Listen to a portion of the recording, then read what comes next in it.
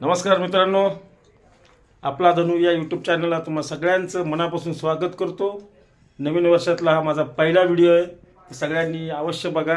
आणि बऱ्याच दिवसापासून मी व्हिडिओ बनवत नाही आहे, कारण वेळ मिळत नाही आणि वेळ न मिळाल्यामुळं माझा व्हिडिओ होत नाही. फक्त रीलच अगदी घाईघाईमध्ये थोडेफार मी करत असतो. तर आता आजपासून ठरवलं आहे की रोज एक व्हिडिओ मी टाकत जाईल. तर त्याची सुरुवात मी आज करतो आहे. आज आहे शनिवार आणि शनिवारचं आमचं कसं असतं जरा मला तर रोजच्यासारखीच धावपळ असते, परंतु मिसेसला शनिवारी सुट्टी म्हणजे तिचं नातवाला सांभाळल्यामुळं तिला आज निवांत असतं, मुलींना सुट्टी असल्यामुळं. तेव्हा इथं नाश्ता करत बसली. आज एकत्र नाश्ता करायचं ठरलं आहे, कारण आम्हाला शनिवार आणि रविवारच मिळतो नाश्ता करायला एकत्र असा. तर आता मी पण नाश्ता करतोय. माझा नाश्ता तुम्ही तयार ठेवला आहे. म्हटलं आज व्हिडिओ बनवायचा म्हणून मी थोडं थांबलो होतो. तर मस्त गरमागरम उपीट केलं आहे. त्याच्यावर लिंबाची फोड पण आहे, शेव टाकलेली आहे, कोथिंबीर टाकलेली आहे आणि हा एकत्र खाण्याचा अनुभव माझ्यासाठी सुखद आहे. तर असंच आज माझ्या व्हिडिओशी जोडले राहा, असंच तुमच्याशी गप्पा मारूयात. तर मित्रांनो, आता उपीट छान झालं होतं आणि बऱ्याच दिवसांनी मी उपीट खातोय, कारण मला जास्त उपीट आवडत नाही, पण खूपच सुंदर झालं होतं. कारण त्याच्यामध्ये शेव, खोबरं, कोथिंबीर याचा मारा वर्ण केल्यामुळं त्याला चव एक वेगळी झाली. हिच्या हाताला खूप चव आहे आणि त्यामुळं काही केलं तरी खाण्याचा आनंद मिळत असतो. असं मित्रांनो, कारण आम्हाला एकत्र बसून नाश्ता असा सहसा मिळत नाही. जेवण मात्र आमचं संध्याकाळी एकत्र असतं. 8:30 म्हणजे 8:30, त्याच्यामध्ये कुठेही बदल होत नाही. आणि फार सुरुवातीपासूनची म्हणजे मुलींच्या लग्नाच्या अगोदरपासूनची आमची सवय आहे आणि तीच सवय आम्हाला रुटीनमध्ये, मग नोकरी असताना असो किंवा बिझनेसमध्ये असो आणि आत्तासुद्धा पुण्याला जो बिझनेस आहे त्याच्यामध्ये असो, हे रुटीन आमचं ठरलेलं आहे. तर सांगायचं असं आहे की जसं मी सुरुवातीला तुम्हाला सांगितलं की आजपासून मी व्हिडिओ बनवणार आहे आणि त्याच्यामध्ये जे नित्य गोष्टी असतील आपल्या रुटीनमधल्या असतील, काही माझ्या भूतकाळातल्या असतील किंवा त्यातनं काही मी अनुभव घेतलेले असतील आणि ते अनुभव आता मी तुमच्यावर शेअर करतोय. असंही असू शकेल कदाचित. त्या त्या परिस्थितीवर आणि त्या त्या रुटीनमध्ये जशा गोष्टी घडतील तसं मी व्हिडिओ बनवणार आहे. तर मला तुमचं सहकार्य फार मोलाचं आहे आणि हे सहकार्य मला तुमच्याकडनं अपेक्षित आहे. तर मित्रांनो, सांगायचं तात्पर्य एवढंच आहे आजच्या व्हिडिओमध्ये की फार शून्यातनं विश्व निर्माण केलेलं आहे आणि आपण असं म्हणू शकतो त्याला की ज्याला कुणी नसतं ना त्याला परमेश्वर असतो. तसंच माझ्या पाठीशी परमेश्वर आणि माझी बायको हे दोघं खंबीरपणे उभे होते आणि म्हणूनच आजचा हा दिवस माझ्यासाठी सुवर्ण आहे असं म्हणता येईल.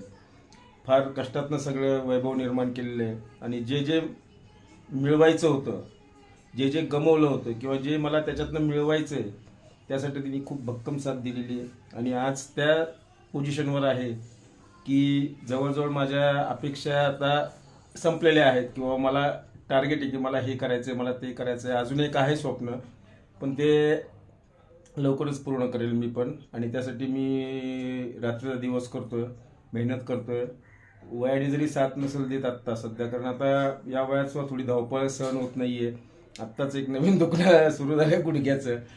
ते म्हणजे फिट अँड फाईन असताना हे मध्येच दुखणं आलेलं आहे, कारण सारखा प्रवास आणि एक्झर्शनमुळे थोडासा तो ताण गुडघ्यावर पडला असावा असं मला वाटतंय. पण डॉक्टरांनी वेगळं कारण दिलेलं आहे की त्यामध्ये थोडीशी झीज झाली एका बाजूला आणि त्या झीज झाल्यामुळं ज्याला आपण वंगण म्हणतो ते वंगण कोरडं पडलं आहे.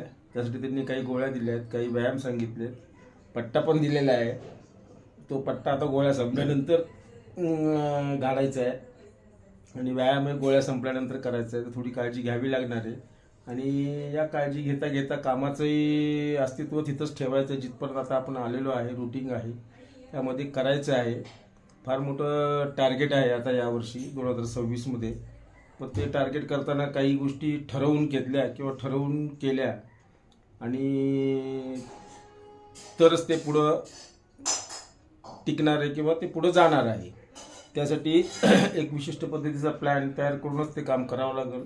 नियोजनाशिवाय कुठलं शक्य नाही आहे आणि ते नियोजन म्हणजे ज्याला आपण टार्गेट म्हणतो ते टार्गेट घ्यावंच लागेल. तर मित्रांनो, मी तुम्हाला पुन्हा एकदा सांगतो की जे जे माझ्या आयुष्यात गमवलं ते मी पुन्हा मिळवलेलं आहे आणि त्यासाठी म्हणजे कोणाची मदत न घेता पुण्यामध्ये आल्यानंतर स्वतःचं वैभव आम्ही दोघांनी तयार केलेलं आहे आणि हे वैभव असं टिकून ठेवायचं आहे आणि त्याच्यामध्ये अजून काही गोष्टींची भर पाडणार आहे.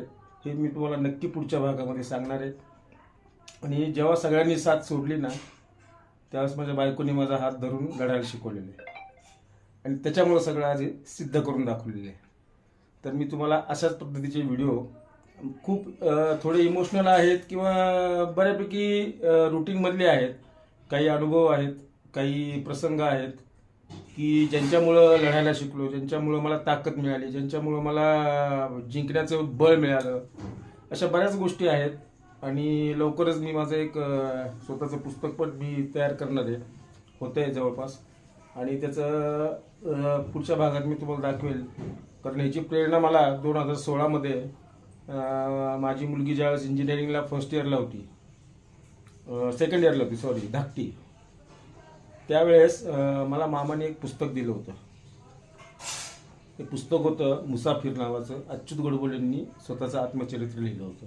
ते पुस्तक आजही माझ्याकडे आहे आणि त्या मुसाफिरमध्ये त्या अच्युत गोडबोलेंना प्रसंगानुसार ज्या अडचणी आल्या किंवा जे त्या गोष्टीत वाहत गेले, ज्या ज्या चुका त्यांनी केल्या, त्यांना म्हणजे इतकं त्यामध्ये त्यांनी स्वतःचं चुकांचं विश्लेषण आणि प्रभावाचं विश्लेषण हे दोन्ही इतके तंतोतंत जुळून लिहिलेलं आहे की त्याच्यामुळं निश्चितच वाचणाऱ्याला त्यातनं 100% प्रेरणा मिळते आणि तीच प्रेरणा मी त्या काळात घेतलेली आहे आणि त्या प्रेरणेमुळंच आज हे काही सगळ्या गोष्टी मला होतात आणि त्यामुळं काय होतं, पण मनाची जिद्द पाहिजे तर या सगळ्या गोष्टी निश्चित होतात. तसाच माझा एक अनुभव आहे आणि तो तुम्हाला मी नक्की शेअर करणार आहे. उत्कंठा आहे पण आत्ता नाही, या बऱ्याच गोष्टी काही काळानंतर तुमच्या समोर येणार आहेत. तर असंच माझ्याबरोबर जोडले जा कायम आणि माझ्या पेजला आपला धनूला फॉलो करा, सबस्क्राईब करा आणि शेअर करायला मात्र विसरू नका. नमस्कार.